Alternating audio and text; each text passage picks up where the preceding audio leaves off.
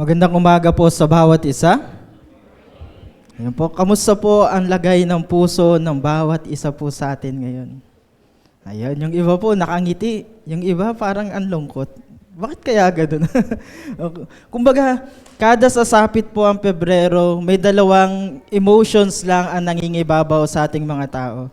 May sama na rin natin yung dalawang phrases o mga salita na laging naririnig natin sa iba't ibang mga taong nakapaligid sa atin. So either love is in the air, na tipong sa sobrang dami ng nagmamahal, traffic na ang buong Antipolo. Kumbaga, ramdam na ramdam talaga yung love is in the air eh. Pagpunta mo pa lang sa Robinson, traffic na. Pagpunta po lang dyan sa kanto, traffic na. Love is in the air. Para sa mga taong may minamahal. Para kabaliktaran naman po sa taong nagsasabi ng walang forever. Kumbaga parang ang laki ng galit niya sa mundo na tipong makakita lang ng mga couples na naglalakad sa kalsada, sasabihin, walang forever. Minsan isinisigaw pa po ito ng mga kabataan na para naman pong empty yung kanyang pakiramdam, inside and out. Mga taong feeling nila walang nagmamahal sa kanila, walang nagbibigay ng attention sa kanila at walang pumapansin sa kanila. They feel that they are unloved. Pero mga kapatid, ito po yung pinakang title ng ating passage ngayon, ng ating pag-aaralan po ngayon. You're not unloved, you're thirsty. Ito po yung makikita po natin sa John chapter 4 verses 1 to 26. Pero hindi na po natin babasahin lahat, baka matapos na yung oras natin, kakabasa lang. So basahin lang po natin yung maikling version po nito, which is yung pinakang focus ng ating pag-aaralan ngayong umaga na ito. So John chapter 4 verses 13 to 18. The word of God says, Jesus answered and said to her, whoever drinks from the water will thirst again. But whoever drinks of the water that I shall give him will never thirst. But the water that I shall give him will become in him a fountain of water springing up into everlasting life. The woman said to him, Sir, give me this water that I may not thirst, nor come here to draw.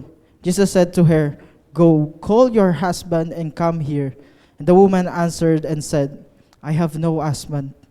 Jesus said to her, You have well said, I have no husband, for you have had 5 husbands, and the one whom you know is not your husband, in that you spoke truly.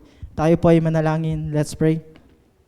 Amang Diyos, makapangyarihan sa lahat, maraming salamat po sa opportunity na matuto muli sa inyong salita.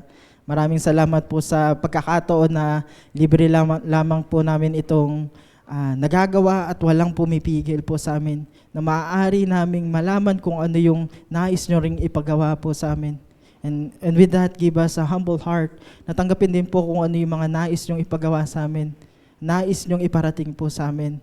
At nawa ay mai-apply rin po namin ito sa aming buhay. I-ready po sana namin ang aming puso't isipan para maging focus po kami sa iyo sa araw na ito, sa pagkakataon ito habang kami nag-aaral. Gabayan nyo rin po ang inyong lingkod, nawa ay maibahagi ko ito na may kaayusan at naaayon pa rin po sa inyo. And maraming salamat po, Lord. In Jesus' name we pray. Amen. So once again po, magandang umaga po muli sa ating lahat. And happy Love Month po muli sa bawat isa po sa atin. And I hope na tayo po ay masaya ang puso natin ngayong araw na ito. Pero bago tayo magsimula, ayan, papaalalahanan ko lang po yung lagi nagsasabi po ng walang forever. Ayan, hindi totoo yung forever. Kapatid, totoo ang forever. Yes, totoo po yan. Mismong Biblia na rin po ang nagsasabi po sa atin na totoo ang forever. Pero mga kapatid, siguraduhin po natin yung sinasabi rin po nating forever na ating lumalabas sa ating bibig ay mismong sinasabi talaga ng Biblia at hindi po ilusyon na gawa-gawa lang nating mga tao. Kasi kung titingnan po natin, yung salitang walang forever ay minsan iba po yung ibig sabihin ng mga taong nakapaligid sa atin. Minsan ito po yung ilusyon, yung forever na hinahanap natin mga tao, ito po yung ilusyon na gawa-gawa lang din po natin lahat. Kumbaga, yes, mga kapatid, totoong may forever. Pero totoo din naman po na hindi lahat ng forever na nakikita natin sa social media man, sa personal life na meron tayo, o sa mga taong nakapaligid sa atin, ay masasabi natin at matatawag nating totoo. At mamaya makikita po natin ano ba yung totoong pag-ibig at ang masasabi nating forever na sinasabi talaga ng Biblia. Pero maiba lang ako. To tell you honestly, kapag sumasapit po ang February sa Pilipinas, ramdam nyo po ba yung parang tahimik na pressure na laging nangingibabaw sa saan man tayo pumunta? Yung pressure na kahit saan kang sulok ng bahay nyo or ng mundong ito, ramdam na ramdam po ito at nangingibabaw itong bagay na ito. Ramdam po ba natin itong bagay na ito? Na para bang kailangan lagi nating patunayan na mahal ka. Kailangan nating patunayan na may minamahal ka. Meron tayong kailangan pinoprove sa sarili natin. Na tipong pagbukas po lang pa natin ng cellphone natin, dapat may makikita na tayong sweet post na bubungad sa atin. Mahahabang captions na tipong pahabaan pa. Kasi dati po, hindi pa naman uso ang Facebook. Dati gumagawa pa Manila paper yung haba ng letter. Maibigay lang at masabi lang yung nararamdaman niya sa kanyang minamahal. Sama na rin po natin yung mga flowers with Bible verses.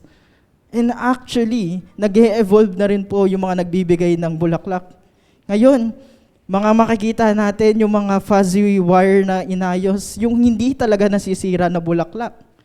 Bihira na lang yung nagbibigay ng tunay na bulaklak, kumbaga. Kumbaga itong bagay na ito, sama na rin po natin dito, siguro yung mga iba't ibang klase ng dates na meron po tayo. And to tell you honestly, ito po ay nakakatawa dito sa mga dates na nangyayari po sa bawat isa. Kapag sasapit ang Pebrero, required po na i-story. Yes, sa panahon po ngayon, kailangan i-story na yung mga lahat ng natanggap natin, lahat ng na-experience natin, may ultimo yung kinakain natin, kailangan natin makita sa Facebook. Kasi dahil parang kapag hindi natin na-i-post ito, hindi totoo yung pag-ibig mo. Kapag hindi ko nakita yan sa newsfeed ko, masasabi ko, hindi totoo yung pag-ibig na ibinibigay mo sa akin. Yung date na binigay mo sa akin o ginawa natin. At dahil dito sa mga ganitong klase ng practices sa buhay po natin, marami ang nagsasabing may forever na talaga. Naipost ba naman ako sa Facebook? Naipagmalaki ba naman ako? Nailagay ako sa story? May forever na talaga. Or as someone who claimed to be a Christian, yes, sa wakas, may answered prayer na. Dahil sa mga ganitong klase ng practices na ating nakasanayan, or even may masasabi na tayo, may safe place na tayong babalik-balikan. Hindi na ako mag-isa. May kasama na ako ngayon. Mga kapatid, nakakatawan man isipin or tingnan itong mga bagay nito. But if these things are the basis and the center of our love, then masasabi nating ilusyon lang din po yung forever na iniisip po natin. Ito po ay gawa-gawa lang din natin. Because that kind of love cannot feel what only Jesus can. In the end of the day, pag natapos na yung Pebrero na yan, kamusta ang puso mo? Kamusta ang puso ng bawat isa sa atin? Yung iba po sa atin, still, matapos ang February na ito, naandun pa rin yung void sa puso natin. Yung emptiness, kalungkutan. In reality, sa mundong ginagalawan po natin, mga kapatid, makakita tayo sa online, sa Facebook, ng mga couples na very sweet, na halos pag nag-i-scroll ka pa lang, hindi mataalis-alis yung ngiti mo. Kaka-scroll mo, nakangiti ka lang. Kasi tinitingnan mo kung ano yung pinagdadaanan ng couple na ito. At tuwang-tuwa ka.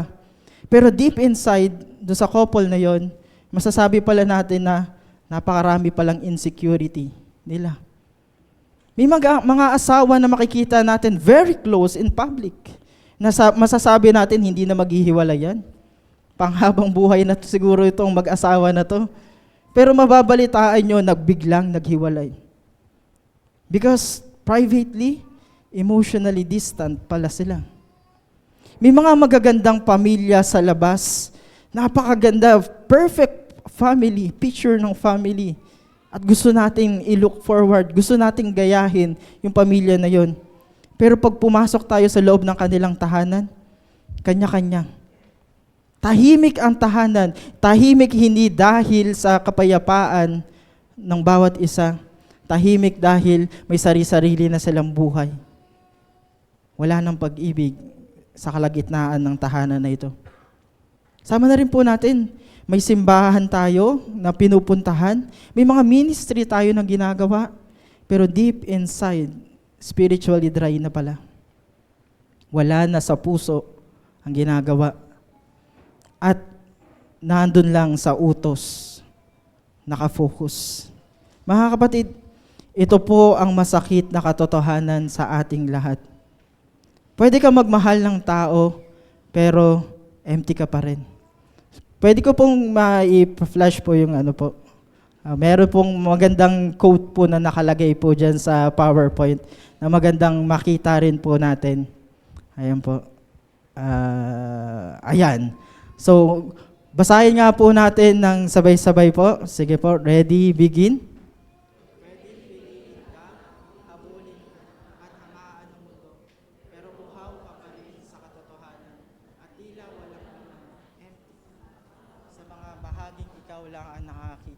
So yan po yung katotohanan na dapat po nating isipin. Yes, pwede kang piliin, pwede kang habulin, hangaan ng mundong ito, hawakan yung kamay mo. Pero in the end of the day, uhaw pa rin tayo. At ito po ang mensahe na ito ngayong umaga. Ito po yung nagsasabi sa atin that you're not unloved, you're thirsty. Baka akala po natin ang pinakang problema natin, kaya tayo nakakaramdam ng emptiness sa buhay natin, walang nagmamahal sa atin. Kulang tayo sa pagmamahal, kulang tayo sa atensyon ng mga taong nakapaligid sa atin. Pero baka ang totoo, kapatid, uhaw lang tayo sa Diyos. Wala na tayong tamang relasyon sa ating Panginoon. Ito rin po yung mga sinagot ng ating Panginoon Jesus sa John chapter 4. Sa mismong passage na ating pag-aaralan. By the way, itong chapter na ito, hindi po ito isang klase ng love story na makikita natin sa pocketbook. Hindi rin po ito isang klase ng romantic encounter na makikita natin na parang fairy tale. Ito po ay salvation encounter. Kung saan nga po dito sa passage po natin, sa mismong story na ating pag-aaralan, si Jesus po ay dumaan sa Samaria. And by the way, kung babalikan po natin yung lugar na Samaria, which is again, ito po yung lugar na iniiwasan ng karamihan pong mga Hudyo. Kumbaga, tipong pipiliin nilang magpakalayo-layo, maglongkat, wag lang nadaanan itong lugar na to, ang Samaria. So kung ibibase natin yon sa background na meron po sila, sa practices na meron po sila, ito pong pangyayari na ito, itong ginawa ni Jesus, in here, makikita natin na sinadya talaga ito ng Panginoon. We can say na ito po ay hindi po aksidente yung pagpunta ng ating Panginoon at sinadya niyang pumunta dito sa lugar na ito. Hindi aksidente or even hindi siya pumunta dito para lang mag-shortcut, para pumunta doon sa nais niyang puntahan. And I believe this was a clear divine appointment. Kung saan nga po, sa gitna rin po ng tirik na araw, sa gitna ng pag-iisa, hinarap ni Jesus ang isang babaeng wasak na wasak ang puso niya. Isang babae nakakaramdam ng emptiness. Ginawa niya ito upang tugunan din ang tunay na uhaw ng kanyang kaluluwa. At sa passage po natin, makikita po natin ang tatlong aral dito sa ating mga talata. That first is, no human relationship can heal a thirsty heart. And second is, wrong sources always leave us empty again. And lastly, that only Jesus feels what love cannot. So puntahan po natin yan sa pinakang unang key lesson na makikita po natin dito sa passage na ito. That no human relationship can heal a thirsty heart. Yan po ay makikita natin sa verses 16 to 18. Basahin po natin itong 16 to 18. The Word of God says, Jesus said to her, "Go call your husband and come here." The woman answered and said, "I have no husband." Jesus said to her, "You have well said, I have no husband." Verse 18, "For you have had 5 husbands, and the one whom you now have is not your husband, in that you spoke truly." Mga kapatid, dito po habang nag-uusap si Jesus at ang babaeng ito patungkol sa living water, ay biglang nagsabi ang Panginoon. All of a sudden, nagsabi ang Panginoon, "Go call your husband." Kung sa normal na perspective lang, sa perspective natin, masasabi natin parang normal lang itong mga salita na ito. Parang normal lang itong utos na ito. Pero sa babaeng ito, masasabi natin na masakit to. Or I guess, sa magandang term na maaari nating masabi dito, mabigat ito para sa babae. Bakit po? Dahil ang mga salita na yon ay masasabi din po nating pinakatumatama sa pinakatatagong bahagi ng kanyang puso, ng kanyang buhay. Yung tipong itong mga salita na binitawan ng ating Panginoon ay masasabi po nating tatagos talaga sa babaeng ito. Dito po sumagot ang babae. She says, "I have no husband." At sinabi ni Jesus, "Tama ka. 5 beses kang nagkaroon ng asawa. At ang kasama mo ngayon ay hindi mo pa asawa." Parang kung titingnan din po natin yung perspective na ito, yung mga salita na ito, very straight to the point ang pagkakasabi ng ating Panginoon sa bagay na ito. Pero pansinin po natin yung flow ng conversation nila dito at kung paano sinabi ito ng ating Panginoon. So una, kalmado lang. Hindi siya naninigaw and hindi rin po siya nanunumbat. Hindi rin po siya nanalait sa mismong kinakaharap at kinalalagyan ng babaeng ito. At higit po sa lahat, hindi po siya dito nagko-condemn. Yung tone po niya dito ay parang nagbibigay lang talaga ng maayos ang pakikipag-usap ng ating Panginoon. Dito po makikita po natin na sinabi ng Panginoon itong mga salita na ito para tumbukin din yung pinakang sugat, yung pinakang ugat ng kanyang problema. Yung pinakang kailangan talaga ng babaeng ito dun sa kanyang sitwasyon, dun sa kanyang pinagdadaanan. Kumbaga, parang maihahalin tulad natin ito sa isang doktor. Yung mga salitang binitawan ng ating Panginoon ay para siyang naging isang doktor dito sa pagkakataon nito. Because Jesus touches the deepest wound, not just the surface needs.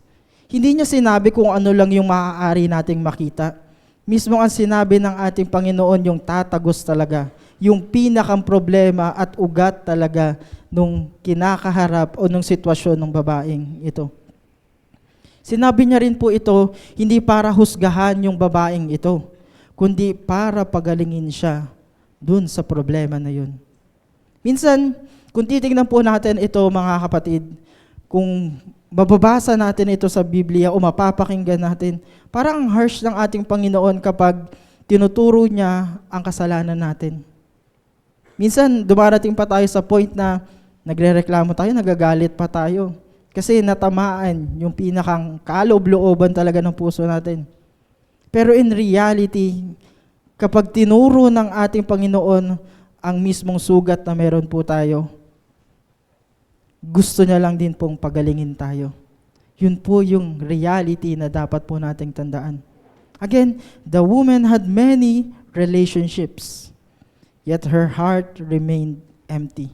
Ito po yung pinakang problema na kanyang hindi masolusyonan sa pagkakataong ito. Isipin po natin yung kalagayan ng babae dito sa ating kwento. Makikita natin, sinabi sa ating passage, 5 beses siyang nagmahal. 5 beses din po siyang umasa. At 5 beses din na for sure, naniwala siya at nagsabi siya, ito na siguro yung forever niya. Ito na siguro yung forever ko. Pero ano po yung sitwasyon niya ngayon? Meron pang pang-anim. May dumating pang isa. May kasama po siya. And take note of this, hindi niya po ito asawa. Pero kahit ganun yung mismong sitwasyon ng babaeng ito, masasabi natin na uhaw pa rin siya at may hinahanap pa rin siya na hindi niya matumbok-tumbok. And as we can see, dito sa situation ng babaeng ito, hindi siya kulang sa relasyon, hindi siya kulang sa pagmamahal, kasi for sure, binibigay ito sa kanya ng mga lalaki o mga nakasama niya. Hindi rin po kulang yung atensyon na ibinibigay sa kanya. Remember, 5 at may isa pa siyang kasama.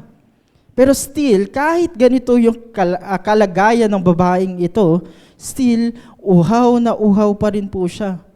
Dahil ang pinakang problema ng kanyang puso, hindi yung atensyon at pagmamahal ng mga taong nakapaligid lang sa kanya, kundi ang relasyon sa ating Panginoon. Ang living water na kanilang pinag-uusapan din, yun din po yung problema ng babaeng ito. Mga kapatid, ito po yung realidad sa mundong ginagalawan po natin. Madalas naririnig natin itong mga kataga, especially sa mga kabataan, at least, may kausap ako. At least, may ka-MU ako. Mutual understanding. O sa panahon natin, sa terminology ng mga kabataan ngayon, nagbago na po ang tawag, ka-situationship tayo ngayon. May ka-situationship na tayo sa ating buhay.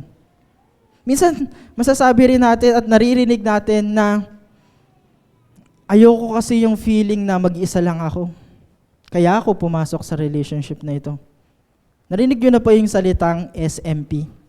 Sa mga panahon namin, yung mga panahon po namin yun, SMP is Samahan ng Malalamig ang Pasko. Dahil ayaw natin mapabilang doon, pumasok tayo sa relationship. Para hindi lang natin maramdaman na mag-isa tayo. O kaya naman, mas okay na to kesa wala. So gagawin ko to dahil gusto ko lang. Na feeling po natin, kapag ginawa natin itong mga bagay na ito, pag sinabi natin itong mga bagay na ito, ay belong tayo sa mundong ginagalawan natin dahil sa relationship na ito. Dahil sa mga bagay na ito. Minsan nga po, kung titingnan po natin, pumapasok tayo sa isang relationship na hindi dahil buo tayo, kundi dahil empty tayo. Empty yung puso po natin. Na tipong gusto lang natin mapunuan ito. Yung void sa puso din po natin. Gusto natin mapunuan. Na akala natin kapag ginawa ko ito, pag nag-focus ako dito, mapupunaan ang aking puso. Ang void na ito sa aking puso. Naakala rin po natin na kapag may nag-text sa atin, kumain ka na, may nag-good morning sa atin, may nag-good evening sa atin, gagaling na yung void sa puso natin. Kapag meron na tayong katawagan, masasabi natin na okay na ako. Kapag may nag-I love you sa'yo, nag-I miss you sa'yo, dun po tayo mabubuo. Yun ang akala po natin, mga kapatid. Pero in reality, mga kapatid, hindi sa lahat ng pagkakataon ay dami ng nagmamahal ang magpapagaling po sa atin. Especially sa sugat ng ating puso. Dahil kung babalikan natin kung ano yung mismong sinasabi ng Biblia, walang relasyon o kahit na anong bagay dito sa mundong ito ang kayang ayusin ang sirang relasyon natin sa ating Panginoon. And that is the reality. Hindi kayang punuan ng kahit anong bagay dito sa mundong ito, yung void na ito dahil tanging ang Panginoon lang ang may kakayanan na magpuno nito. Yes, pwede tayong pumasok sa relationship, pwede ka mag-boyfriend, girlfriend, pwede ka mag-asawa, pwede ka magkaroon ng isang maayos na pamilya, magkaroon ng mga kaibigan na masasamahan mo. Pero kung uhaw ka pa rin, uhaw pa rin yung kaluluwa po natin, lahat po ng bagay na aking nabanggit, magiging temporary lamang.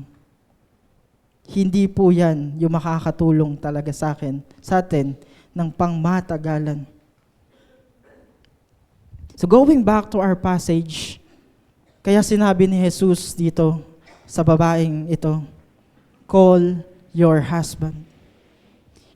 Sinabi ito ng Panginoon hindi para ilabas lang yung past na meron siya, para makichismis, para malaman niya lang, kundi para ipakita mismo sa babaeng ito na ito yung source na inaasahan mong pupuno sa'yo. Para makita niya kung ano yung dapat talaga niyang gawin. Dito po natin makikita yung unang-unang katotohanan dito sa ating passage. That no human relationship, not many relationship, can heal a thirsty heart. Kung uhaw tayo, kahit anong gawin natin, mag-focus tayo sa trabaho natin, mag-focus tayo sa relationship na meron tayo, hindi niyang kayang punan ang puso nating nauuhaw sa Panginoon. Ulitin natin, beloved, you're not unloved, you're thirsty.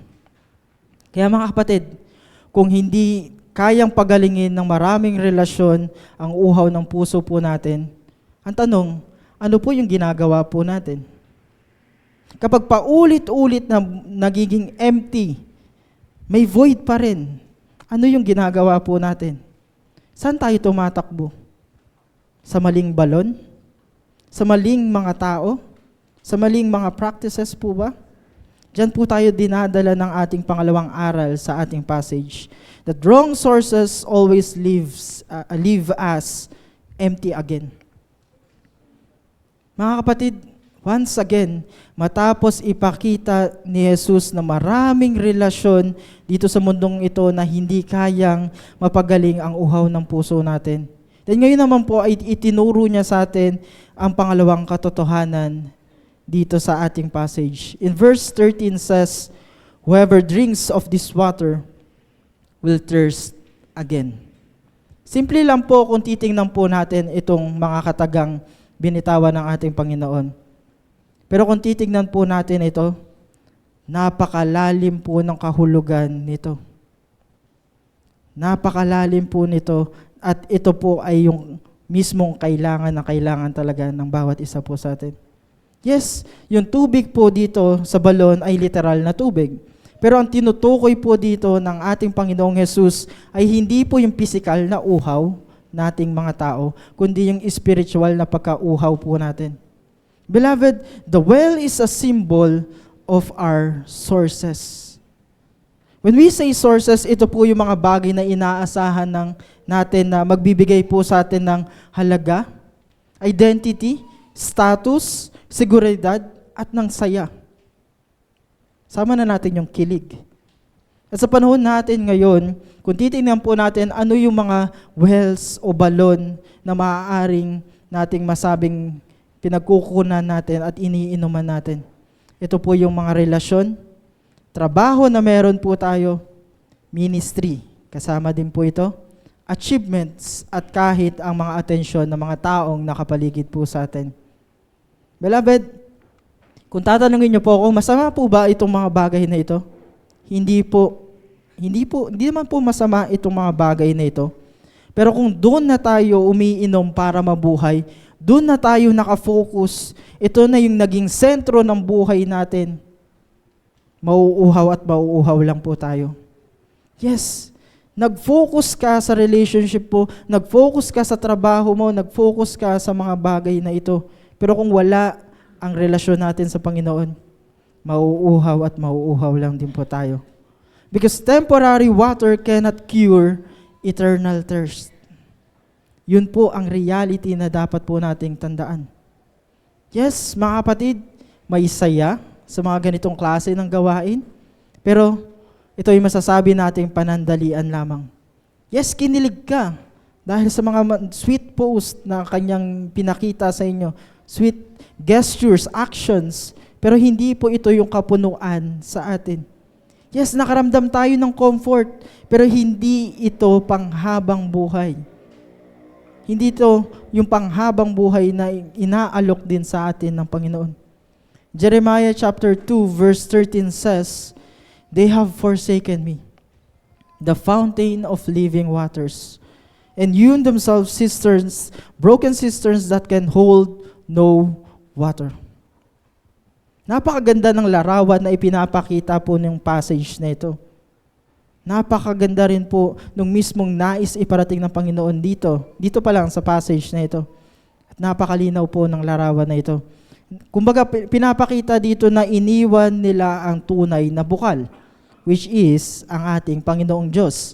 At hindi lang po basta iniwan, gumawa rin po sila ng sarili nilang balon. Ang mga Diyos-Diyosan na kanilang sinasamba. Pero yung balon na iyon na kanilang ginawa, ito pala ay basag. Kumbaga, dito pinapakita po sa atin na umiigib tayo dito sa balon na ito, pero hindi napupuno. Kumbaga, kumukuha tayo ng tubig, pero hindi tayo napupuno. Ganito po yung maling sources sa buhay po natin. Pag paulit-ulit natin ginagawa ito, dito lang tayo nakafocus. Nawala yung relasyon natin sa Panginoon, mapapagod lang tayo. Pero still, walang kapunuan. Empty pa rin. At kapag ginawa mong source din po sa buhay po natin ang mga tao sa paligid natin o mga bagay na binibigay ng mundong ito, is either masasakal lang tayo, mauubos tayo, masasaktan lang tayo. And since relationship ang pinag-uusapan natin, makakadamay ka pa ng ibang tao. Dahil dito. Dahil hindi kayang buhatin ng mga tao o ng kahit anong bagay dito sa mundong ito, ang role ng Diyos sa puso natin, sa buhay natin. So beloved, kung babalikan po natin, kung maraming relasyon ang hindi kayang mapagaling ng uhaw na puso, at kung ang maling mga sources po na ating pinagkukunan ay lagi nagiiwan sa atin ng emptiness sa ating puso o nagiiwan ng sakit at bigati. Ang tanong ngayon po, sino po ang tunay na makakapuno sa atin? Paano paano maiibsan yung void na ito, yung pakiramdam na ito na ating nararamdaman? Diyan po tayo dadako sa ikatlong aral sa ating passage. That only Jesus feels what love cannot. Yan po yung makikita po natin sa John chapter 4 verses 14 and sa 26. Dito po, kung babalikan po natin yung ating story na ating pinag-aaralan, dito po makikita natin na malinaw na hindi nag-o-offer si Jesus ng relationship advice dito sa babaeng ito. Or even hindi po siya nagpa-promise ng tamang tao para sa babae. Because ano po yung sinabi ng ating Panginoon? Ano po yung ginawa ng ating Panginoon? In-offer niya po yung sarili niya. He says in verse 14, "Whoever drinks of the water I give will never thirst." At sinabi din po ni Jesus sa verse 26, "I who speak to you am He, the Messiah." Kumbaga, ang pinakang ibig sabihin nitong mga kataga na ito, nitong katotohanan na ito, na ang pinakang sagot sa uhaw ng babaeng ito o nating lahat ay hindi po yung status, hindi po yung ibang tao, o mas lalong hindi po yung bagong relationship na thinking na makakapuno sa atin. Walang iba po kundi ang ating Panginoon lamang, ang ating living water. Mga kapatid, man's greatest problem is not lack of love, but a disconnection from the source. Meaning, ang pinakang problema nating mga tao ay hindi po kakulangan sa pag-ibig. Kasi kahit sa ang anggulo po nating tingnan, lahat po tayo ay minamahal. Lahat po tayo nakakaramdam ng atensyon. Lahat po tayo ay merong someone na tumutulong sa atin at sumasama sa atin. Ang pinakang problema natin sa pagkakataong ito ay pagiging disconnected natin sa source of life, which is the living water.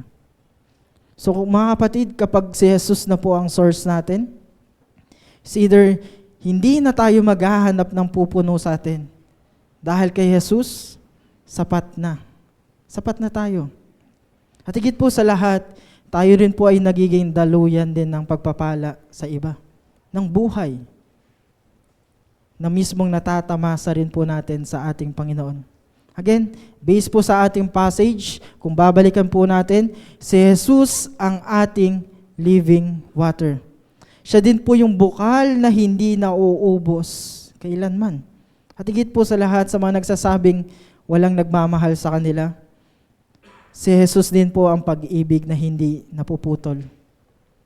Ang walang hanggang pag-ibig na makikita po natin. Dahil kay Jesus, sapat ka na.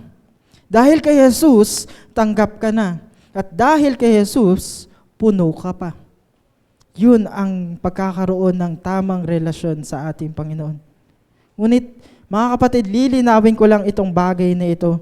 Hindi ibig sabihin ito, hindi na tayo makakaramdam ng lungkot or even kapighatian.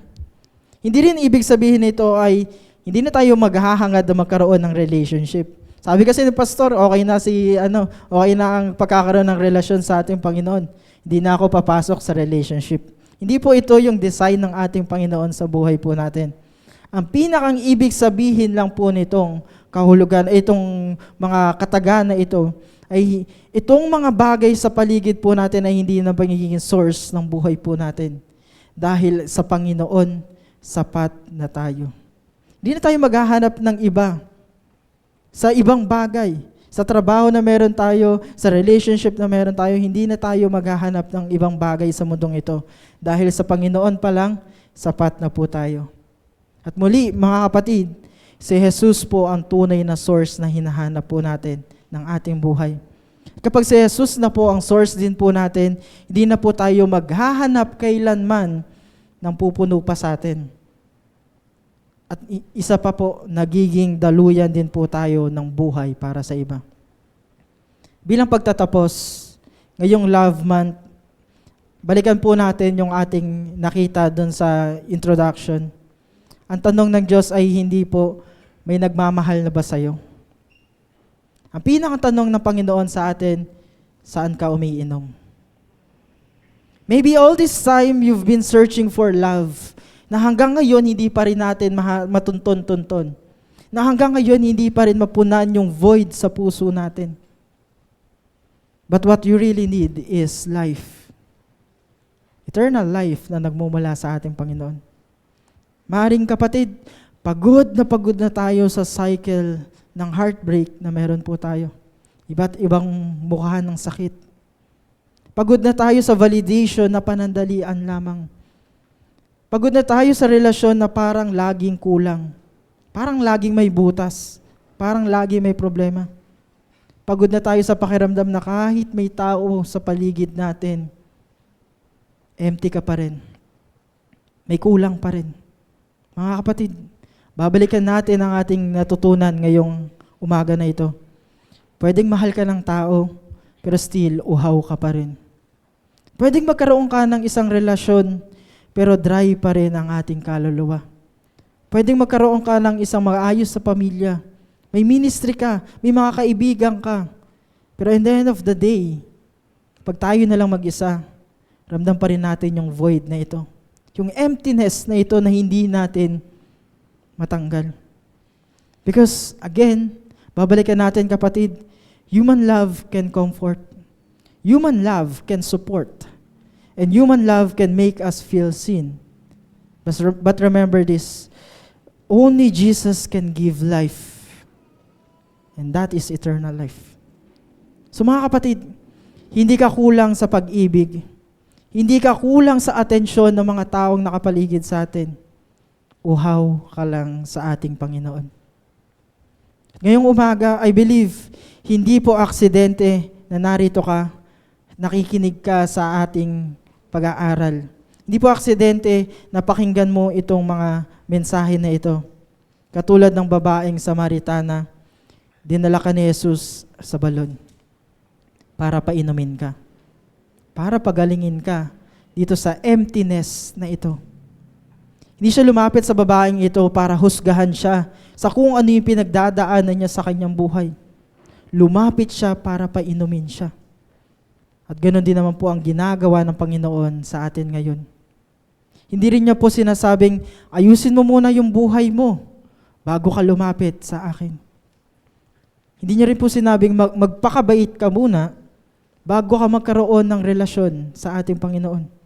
Ano po yung sinabi ng ating passage? Come to me and drink. Malinaw na malinaw and straight to the point. Come to me and drink. Sa mga sandaling ito, magkaroon tayo ng activity. Short activity lang po ito. Wala mo nang gagalaw sa ating pwesto, sa ating kinatatayuan or kinauupuan. Manatili po tayo sa ating kinalalagyan. Bigyan po natin ang ating sarili ng tahimik na sandali kasama ang ating Panginoong Diyos. Para makapag-focus tayo, pumikit po tayo. Maaari lamang po na pumikit po tayo pero walang matutulog. Ayan po. Pumikit po ang bawat isa. Isara po natin ang ating mga mata. Dito po sa katahimikan na ito, tanungin mo ang puso mo. Saan ako umiinom ngayon? Sa relasyon ba? Sa approval ba ng tao? Sa distraction ng mundong ito? Sa social media? O sa ministry na meron ako? Pero wala nang intimacy sa Panginoon. At kahit anong pilit nating punuin ang sarili natin, nauuhaw ka pa rin. Nauuhaw pa rin tayo.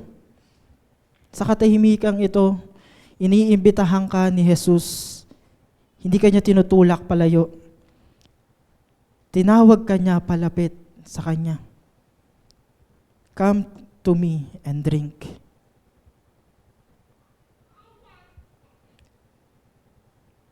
Kung pagod ka na sa paulit-ulit na uhaw na ito, kung pagod ka na sa empty wells na lagi nagiiwan sa atin ng sakit, kung pagod ka na sa paghahanap ng pupuno sa atin, makinig ka kapatid, you're not unloved, you're thirsty. So stop drinking from empty wells and come to the living water, ang ating Panginoon. Magkaroon tayo ng relasyon sa ating Panginoon dahil si Jesus ang ating tunay na kasapatan. Si Jesus lamang ang makakapuno sa void na ito. Tayo po ay manalangin. Let's pray. Amang Diyos, sa makapangyarihan sa lahat, maraming salamat sa reminder na ito. Kung meron lang po sa amin nakakaramdam na feeling nila empty pa rin sila kahit anong mangyari, kahit anong nang ginawa nila, ang dami na nilang ginawa para mawala ito. Kung meron lang po sa amin nakakaramdam ng emptiness sa kanilang puso, sa kanilang buhay, kayo po ang sumama sa tao na ito. Iparamdam nyo ang pag-ibig sa taong ito. Nawa po Lord ay kayo po ang sumama sa amin sa lahat ng dako ng aming buhay. And maraming salamat dito sa katotohanan na ito. Nawa po Lord, ito po ay tumatak sa aming puso't isipan at mas lalo naming ibigay yung pag-ibig din na para sa inyo. Gaya ng binigay nyo rin po sa amin. Maraming salamat po ulit. In Jesus' name we pray. Amen.